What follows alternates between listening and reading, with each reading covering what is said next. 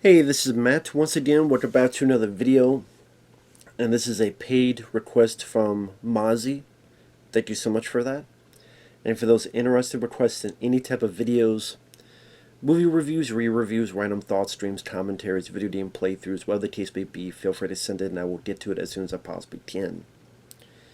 And this is for Magazine Dreams. Now, technically, this is a 2023 film, but because of certain things, it got pushed to 2025. So I don't even know what year I will label this as.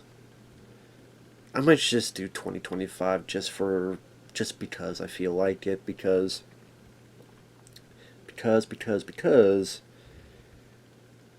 this is my favorite film of the year so far. I will say I did quite enjoy this film.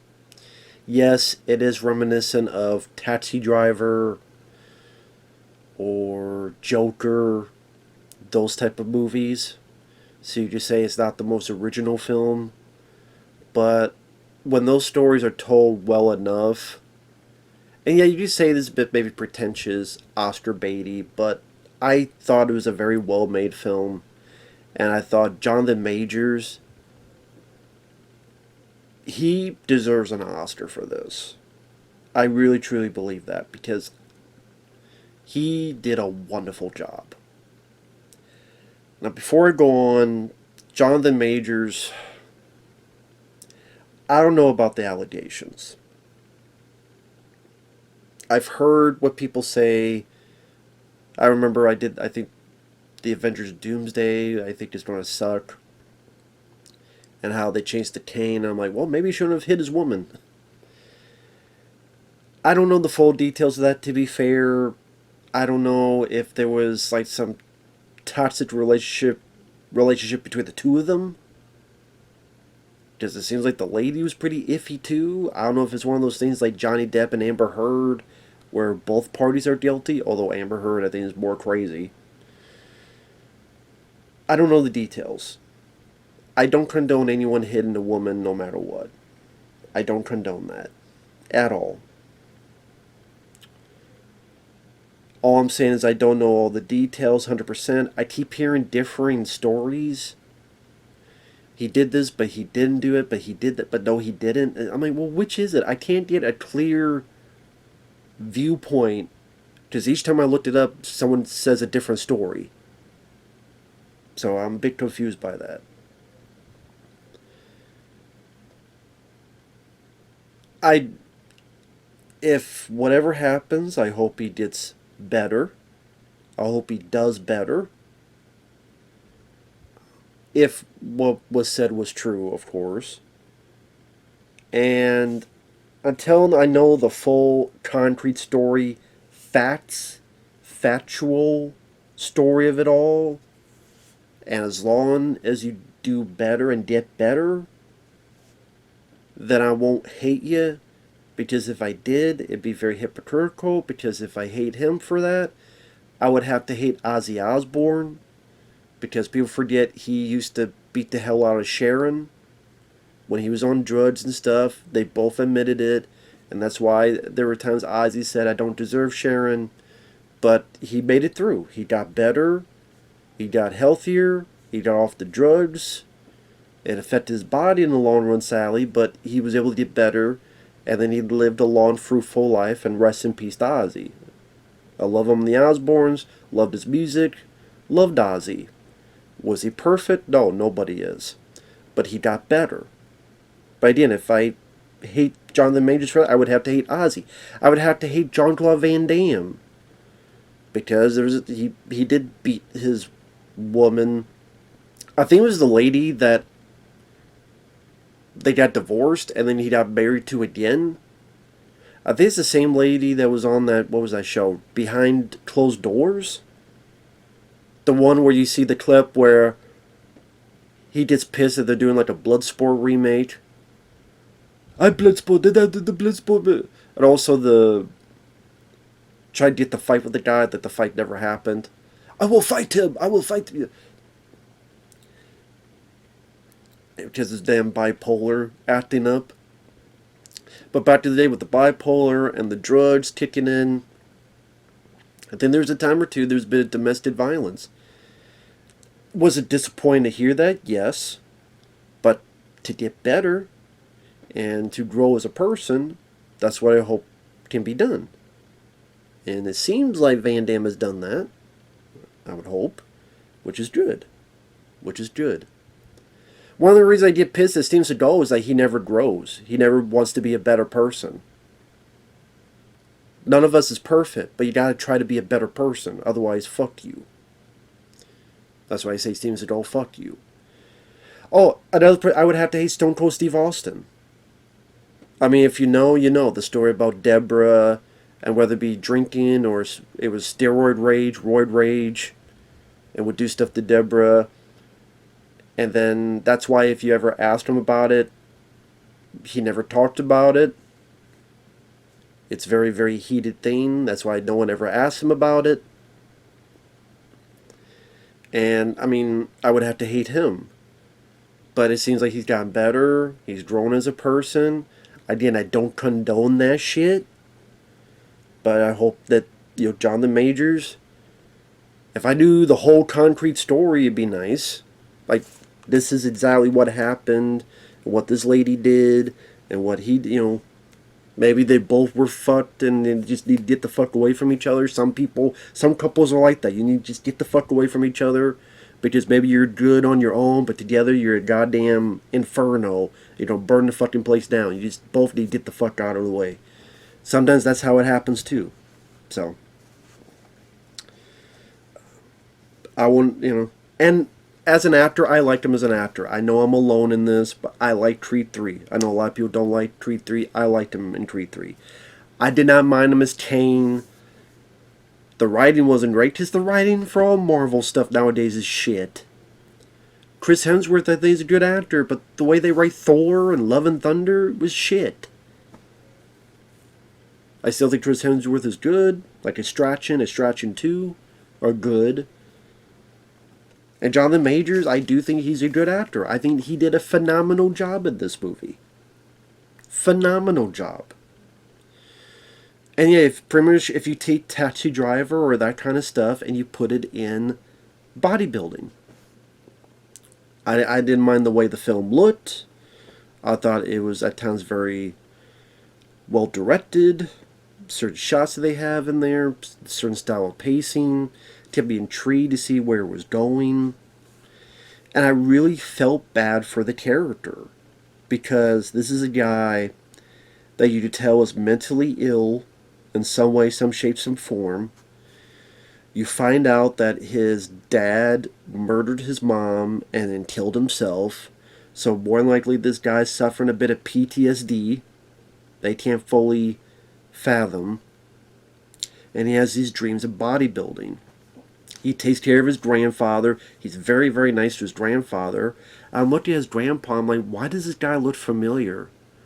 I went, oh shit, it's Harrison Paige. If you don't know who that is, he was Joshua Van Damme's buddy in Lionheart. I'm like, cool. I mean, it's been a while since I've seen Harrison Paige. And I thought, he's out of the film a lot. But there's some crucial moments, especially at the end, where it hit home for me. I thought that was really nice. There's a moment in the end that I thought was really nice, and I was liking the film. When that moment happened, I went, okay, this film got me. This film got me. So it was great to see Harrison Paige, because I love Lionheart. I love his buddy Joshua and that, Van Damme's buddy. King of the Jungle! The bet's on Attila. Wrong bet. Lionheart!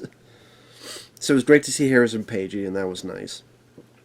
But Jonathan Majors takes care of him, feeds him. Sometimes the Harrison Paige needs these tubes in his nose, help him breathe. And he's always nice to his grandpa, always nice to him. Now, he'll go into the garage and he'll do poses, and he'll film himself, and he's got a temper. And you can tell this guy is a very lonely guy. He's a very lonely guy who, he's got his grandpa, and he loves his grandpa, but he has no one else. He's socially awkward. He's not good with social contact. Again, whether the mental illness, PTSD, all this other stuff. Also seems like a bit of self-esteem. I think back to the day, maybe, well, you see him as a kid, but maybe there was a portion of his life where he was worried about getting fat because he's very vehement about, don't have this, don't have soda, don't be fat, because no one will like you if you're fat. As if maybe someone had told him this repeatedly. But this is a guy that just is awkward and has a short temper. He writes to this guy called, Brad, who's a fitness champion, and he's a fan. He'll tell his progress, but he never gets an answer back. It's so kind of like, I guess, that music video Stan, Devin Sawa, kind of like that. And you just feel his loneliness, and you just feel just how isolated this guy is. He works at a grocery store. He has no friends. There's this girl that he likes, and he asks out, but he's like, "Oh, listen, this, And again, he has these little tics because I don't know if he's autistic or he's mentally ill. What it is, they don't specifically say. But I felt bad for this guy for so much of it. He does this thing where he's showing for the camera, and then he's in pain and crumbles because he keeps taking steroids and drugs, which is a bad thing for you to do. And he does this stuff and makes a video, he uploads it, and you just see these comments. Why hasn't he killed himself? No, seriously, why hasn't he killed himself? What the hell is this? AC's just kind of reading this and just doesn't say anything. Or he calls, hey, listen, you painted my grandpa's house, but the painting is thin. Could you paint it again? And the guy's like, no, what, I gotta come over there again? Well, I mean, it's a thin coating. And it's like, he doesn't know how to process social cues. And so when the guy's like, yeah, I'll do it if you pay me. So he gets this rage, probably roid rage, and he goes in and he wrecks the fucking paint store, the paint shop, cuts himself. And it goes on from there. And before I get more into spoilers, again, the film just, with Jonathan Major's performance, with the moments of quiet to let the audience think and kind of chew on what's going on. And I think people have called the character an incel and all this other stuff. I don't even know when the fuck people started using the word incel. I don't know, would they call Travis Bickle an incel? I don't know. I don't use the word because it just seems like a stupid fucking word. I mean, I don't give a fuck about that. Should you maybe call this character that? Sure. I don't know. I try to look at it more deeply than that. I think maybe sometimes people are more complicated than just one or two words that you could throw out there. But he's a very flawed character. There are times he just makes bad decisions, and I feel the loneliness coming out of this guy.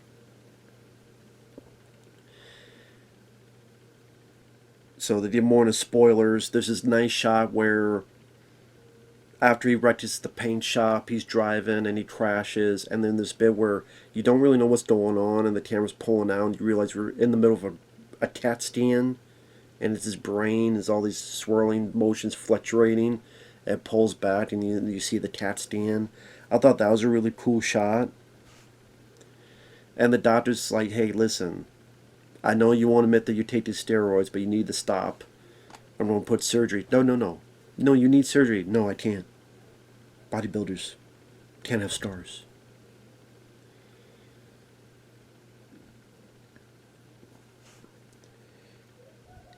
And then he goes on this date and he screws it up because he's never been on a date before. and he just blurts out what happened to his mom and dad, that his dad killed his mom and killed himself, and how he's so intense about bodybuilding and why he needs to get through with this. And this is a bad idea, and he's never had anyone else to talk to. This is one counselor lady,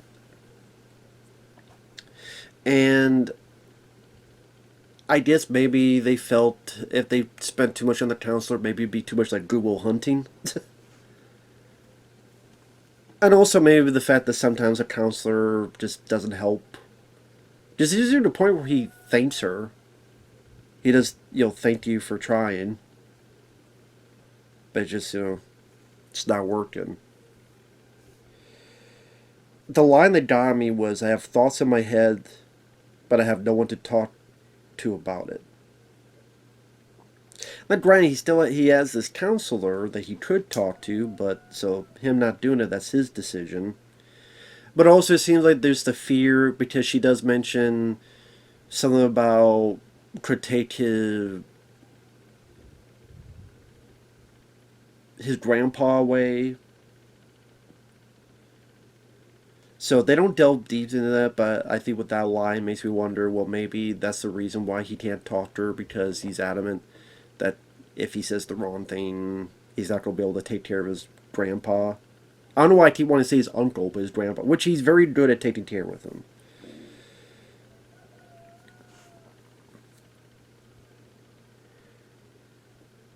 And then, he's ready for a competition, and the guys at the paint store, or who knew the guy, the sons and stuff, they beat the shit out of him, even call him an ape and spit on him. And yes, he did a bad thing with the roid rage and the paint store, but to beat him up, to beat up the person, first off, instead of just calling the cops on the guy, and then you call him an ape, then you spit on him, and said, okay, what he did was bad, what you guys did to me was worse. I think what you three did, first off, you're pussies, you're 3-on-1. If you're such a man, why don't you fight 1-on-1? Number 2, why you call him an ape, you racist prick. And number 3, why you spitting on him, you fucking prick.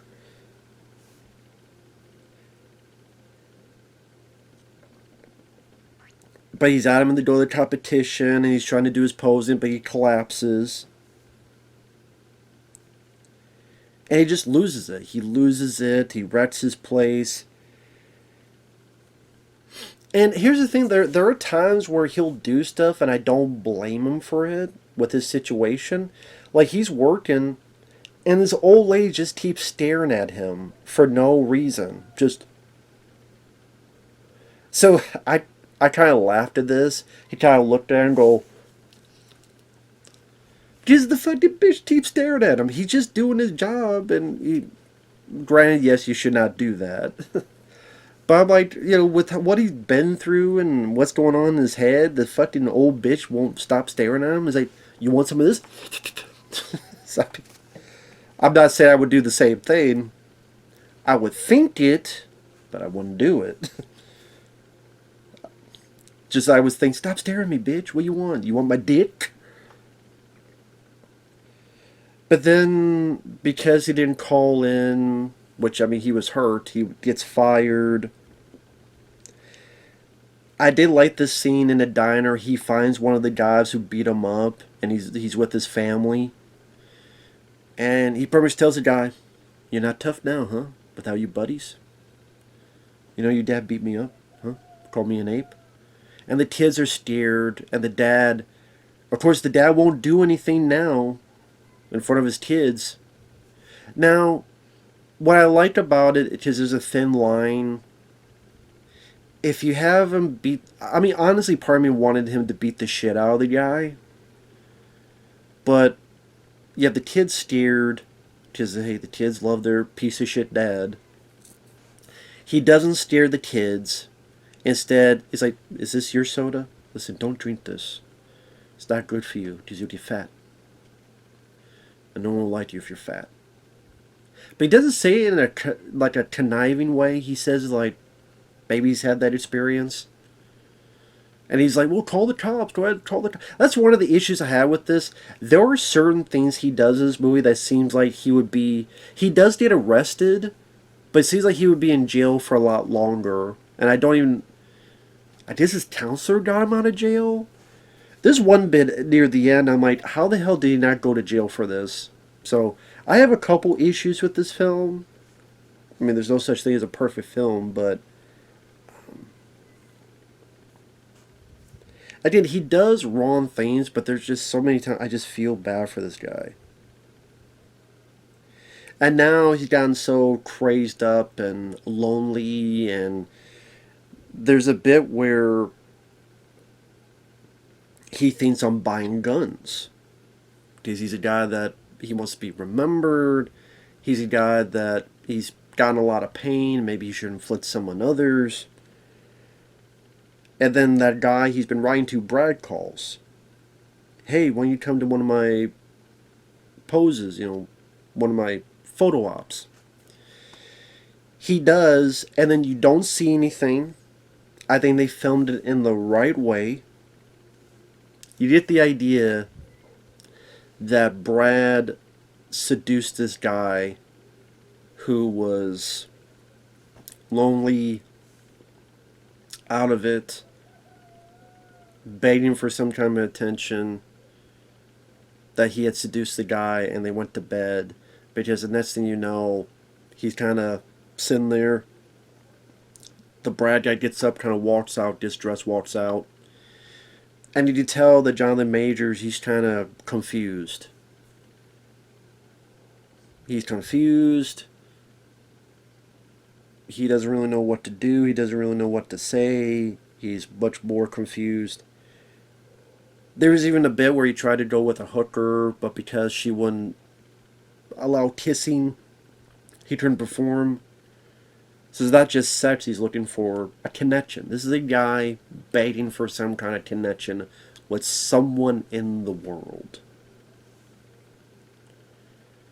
And here's this guy who he's a fan of, who took advantage of him and then ghosted him.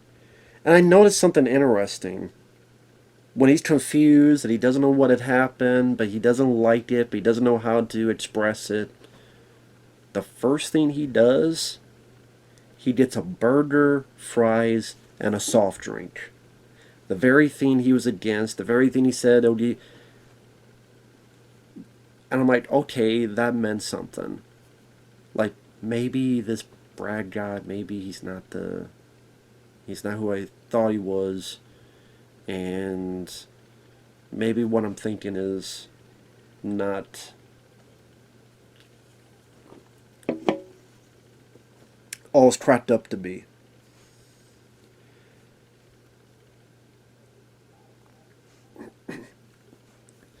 His crumbling dreams. So he gets the idea, he gets the guns, and he's going to go kill this Brad guy. So he imagines shooting the guy, because that's what it is. You don't know yet, but again, this is spoilers. He imagines shooting the guy, but he looks over and the crowd doesn't care. And he goes through like his mind of what happened to his mom and dad, and how his dad killed his mom. And maybe he's thinking, well, I don't want to be like my dad. I thought what really hit home was he thinks of his grandpa, Harrison Paige.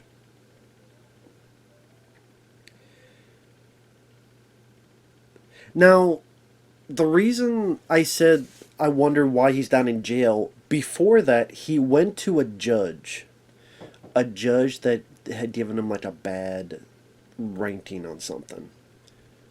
And I'm sitting there going, he like scares the guy while you pose for me, and the guy does it and then cries, and then Jonathan Majors leaves. Why the judge didn't tell the cops, or he did tell the cops, but they didn't know who this guy was, or didn't find him and put him in jail, that I was a bit confused by. If anyone who's seen the film, if you could explain that to me, that one, honestly, I kind of wish that scene wasn't in the film. I mean, I did it to show, okay, maybe he's got some initiative and that he's going a bit overboard. So, man, if he's willing to do this, maybe he is willing to shoot. It's just afterwards, like, well, how come the cops aren't knocking down his door and arresting him? I'm just, I was a bit confused by that. So that I don't really get. That I don't know. Unless that was part of a dream too, but I don't think it was. But what I liked after it was that he went back to his grandpa. I guess his grandpa read something and then realized that everything's okay. And Jonathan Majors breaks down and cries. Breaks down and cries. And the grandpa hugs him and is like, we got each other. We got each other. I thought it was a very nice emotional scene between the two. I thought Harrison Page really expressed some really genuine emotion. And, that's connection he had all along was his grandpa. And I thought that was really nice. I thought that was a really nice scene. And like again, for the whole film, he was looking for this one connection. And he finally had it there all along, his grandpa. And he dismantles the guns and he throws the drugs away.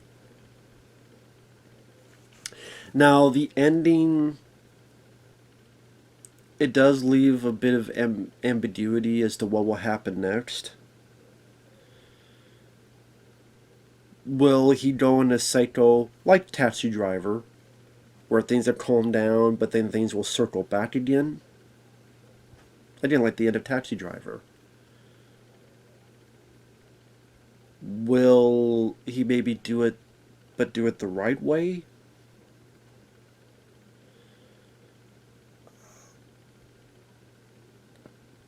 I mean, he still has his issues and his demons in terms of. He talks about how what makes a person is to be remembered. But it seems like the reality is he'll never be remembered. Like a lot of us, but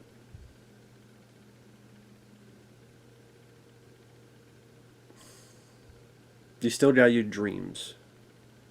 Still got your dreams to hold on to. Maybe he'll do it the right way. Maybe not. Maybe it's there for however your point of view is. If you're much more cynical, if you're much more and a depressive nature, you'll think one way. If you're much more optimistic, you'll look at it a different way. I could say, leaves a bit of a question mark as to where he'll go. Because I'm thinking, well, he still needs to find a job because he got fired. And again, that's one of my other issues is that I kind of wish they just went more of he takes counseling more serious, to show a bit of growth. He gets a new job and he's, taking initiative. Maybe he goes up to the girl and he apologizes. I know you don't want to talk to me, but I just want to apologize, and then walks away.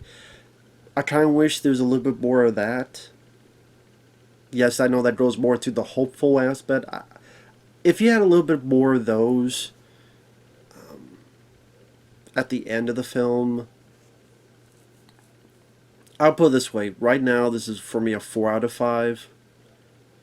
If you had more of those aspects at the end of the film, if you explained a bit better as why between him and the judge, when he threatened the judge, made him pose for him, to scare him, why he never went to jail. If you these little touches, this could have been like for me like a 4.5 out of 5 or 5 out of 5 movie. As of now, it has some little hiccups here and there, but I was just really into the character study of this guy. I really got into it. I liked the way it was filmed. I think Jonathan Majors is the best performance I've seen all year from someone. Granted, that's saying much. It's been a horrible, shitty fucking year. And I know technically this is a 2023 film, but it came out 2025, so I'm judging it that way because I feel like it. But yeah,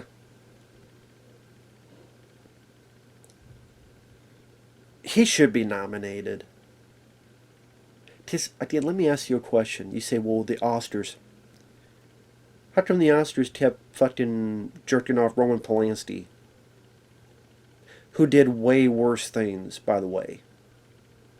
Roman Polanski did way worse things. But the Oscars were fine jerking him off. Just saying. But, you know.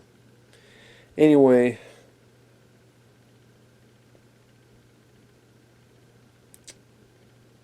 Yeah. With that said, thanks for watching. Take care. Yeah.